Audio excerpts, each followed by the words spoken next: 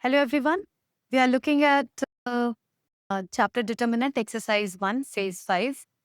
This is question number 55 from the package. If we look at the question, we have been given a 3 by 3 matrix and a relationship has to be proved, and using this we have to find the value of A inverse. It is very much similar to the earlier question that we saw, and again we will be using characteristic equation here because every matrix has a unique polynomial, satisfies a polynomial equation of the same order. So if it is a 3 by 3, so there will be a unique polynomial equation of order 3 that is going to satisfy. And how do we get it? A minus ix, where I is the identity and x, and we equate it to 0. So this is the characteristic equation of this particular matrix. We can use it to find. So that is how we proceed.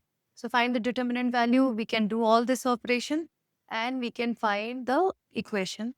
So x cube minus 6x square plus 9x minus a. And from the Cayley-Hamilton theorem, we know that every matrix is going to satisfy this equation.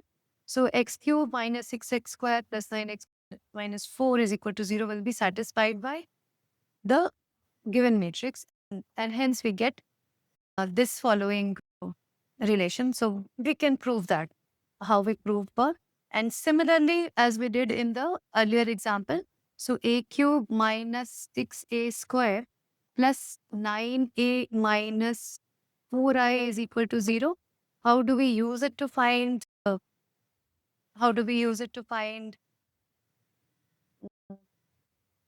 the inverse? Again, we pre-multiply with inverse, pre-multiply with inverse, pre-multiply with inverse, and pre-multiply with it. So what am I getting here?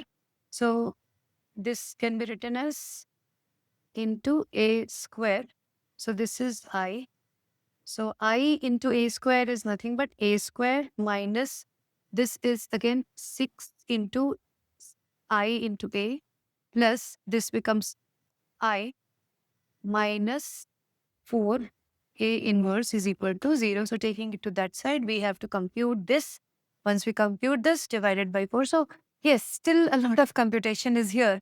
We have to find a square, then minus 6a plus 9i, and then divide the whole thing by scalar quantity 4.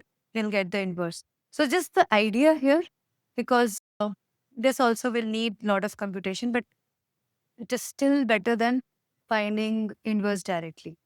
And more so, we get the concept here of Cayley-Hamilton and characteristic equation. Okay, thank you.